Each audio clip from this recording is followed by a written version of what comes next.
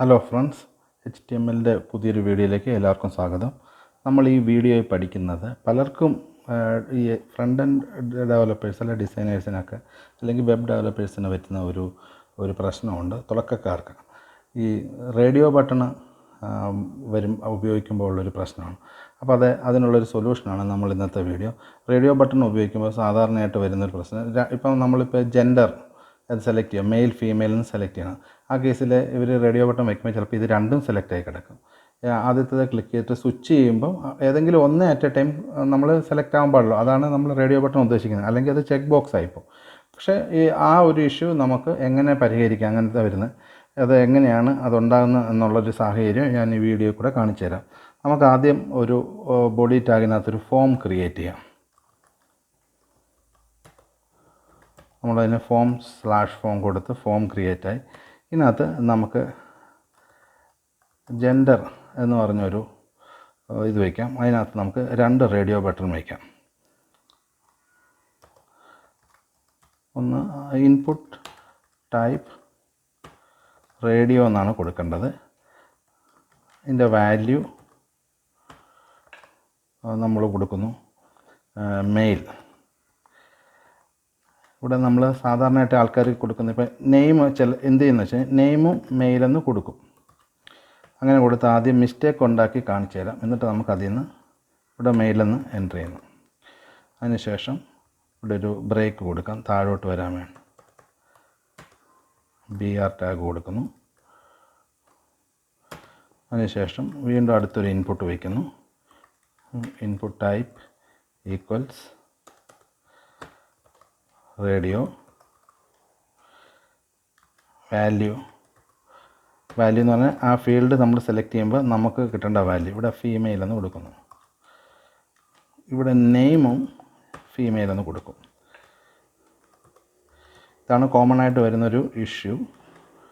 അപ്പം ഇവിടെ ഇതിനെ നമുക്ക് ഏതെങ്കിലും കറക്റ്റ് റേഡിയോ ബട്ടൻ്റെ ഫംഗ്ഷൻ ആക്കണമെങ്കിൽ എന്ത് ചെയ്യണം എന്നുള്ളത് ഇതൊന്ന് റീഫ്രഷ് ചെയ്തിട്ട്, ഇപ്പം നമ്മളിതിനെ സേവ് ചെയ്തു. എന്നിട്ട് നമുക്ക് ബ്രൗസറിലൊന്ന് റീഫ്രഷ് ചെയ്യാം.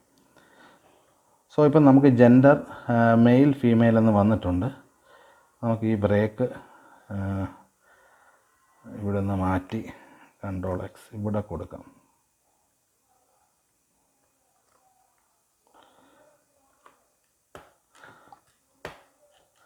സേവ് ചെയ്തിട്ട് ഒന്നുകൂടെ റീഫ്രഷ് ചെയ്യാം.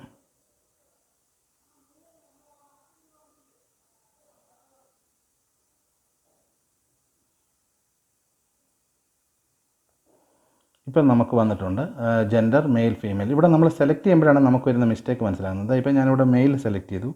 അതിനുശേഷം എനിക്ക് തെറ്റിപ്പോയി ഫീമെയിൽ ആക്കണം. അപ്പോൾ എന്ത് വരുന്നുണ്ട്, രണ്ടും സെലക്ട് ആയി. ഇനിയിപ്പോൾ ഏതെങ്കിലും ഒന്നിൽ നിന്ന് എനിക്ക് സെലക്ഷൻ മാറ്റാൻ പറ്റത്തില്ല, രണ്ടും കൂടെ സെലക്ട് ആയി. സോ ഇങ്ങനെ വരുന്ന ഇഷ്യൂ ആണ് സാധാരണ കാണപ്പെടുന്നത്. അതിൻ്റെ പ്രധാനപ്പെട്ട കാരണമാണ് നമ്മളിവിടെ കാണിക്കുന്ന നെയിം. ഇപ്പം ഇതിനകത്തെ വാല്യൂ ഒന്ന് മെയിൽ ഒന്ന് ഫീമെയിൽ ആകാം. പക്ഷേ നെയിം എന്നുള്ള ഫീൽഡിൽ എത്ര റേഡിയോ ബട്ടൺ ഉണ്ടോ അത്രയും റേഡിയോ ബട്ടൺ മെയിൽ എന്നുള്ള ഫീൽഡ് ഈ നമുക്ക് മെയിൽ ഫീമെയിൽ എന്നുള്ള വാല്യൂ ആയിക്കോട്ടെ, അത് എന്തിനു വേണ്ടിയാണ്. ഇവിടെ നമുക്ക് ജെൻഡറാണ് സെലക്ട് ചെയ്യുന്നതെങ്കിൽ നമ്മളിവിടെ നെയിം ജെൻഡർ തന്നെ കൊടുത്തിരിക്കണം. അത് എത്ര റേഡിയോ ബട്ടൺ വെച്ചിട്ടുണ്ടോ അത്രയും റേഡിയോ ബട്ടൻ്റെയും നെയിം ഒന്ന് തന്നെ ആയിരിക്കണം. ഇവിടെ ജെൻഡർ എന്ന് കൊടുക്കുക. ഇനി ഒന്ന് സേവ് ചെയ്യുക, ഒന്ന് റീഫ്രഷ് ചെയ്യുക. ഇപ്പോൾ വരുന്ന മാറ്റം കണ്ടോണം. ഇപ്പം നമ്മൾ മെയിൽ ഞാൻ സെലക്ട് ചെയ്യുന്നു. അതിനുശേഷം എനിക്ക് മാറിപ്പോയി ഫീമെയിൽ സെലക്ട് ചെയ്യുന്നു. കണ്ടോ, ഇപ്പോൾ അറ്റ് എ ടൈം നമുക്ക് ഒരെണ്ണമേ സെലക്ട് ചെയ്യാൻ പറ്റുന്നുള്ളൂ. കണ്ടോ. അപ്പോൾ ഇതിനകത്ത് നിന്ന് മനസ്സിലാക്കേണ്ട കാര്യം, നമ്മളിവിടെ റേഡിയോ ബട്ടൺ വയ്ക്കുമ്പോൾ നെയിം എന്നുള്ള ഈ നെയിം ഫീൽഡ് എപ്പോഴും ഒരു സെറ്റ് ഓഫ് റേഡിയോ ബട്ടൺ, ഇപ്പോൾ ജെൻഡർ അതിനകത്ത് നമ്മൾ മെയിൽ ഫീമെയിൽ അതേഴ്സ് അങ്ങനെയൊക്കെ ഒത്തിരി ഇത് കൊടുക്കുന്ന റേഡിയോ ബട്ടൺസ് ഉണ്ടെങ്കിൽ എത്ര റേഡിയോ ബട്ടൺ ഉണ്ടോ അതിൻ്റെയൊക്കെ വാല്യൂസ് ഡിഫറൻ്റ് ആയിരിക്കണം. പക്ഷേ നെയിം ഒന്ന് തന്നെ ആയിരിക്കണം. സോ ഈ ടോപ്പിക്ക് നിങ്ങൾക്ക് മനസ്സിലായെന്ന് വിചാരിക്കുന്നു. വീഡിയോ ഇഷ്ടമായെങ്കിൽ വീഡിയോ ലൈക്ക് ചെയ്യുക, ചാനൽ സബ്സ്ക്രൈബ് ചെയ്യുക. Thank you.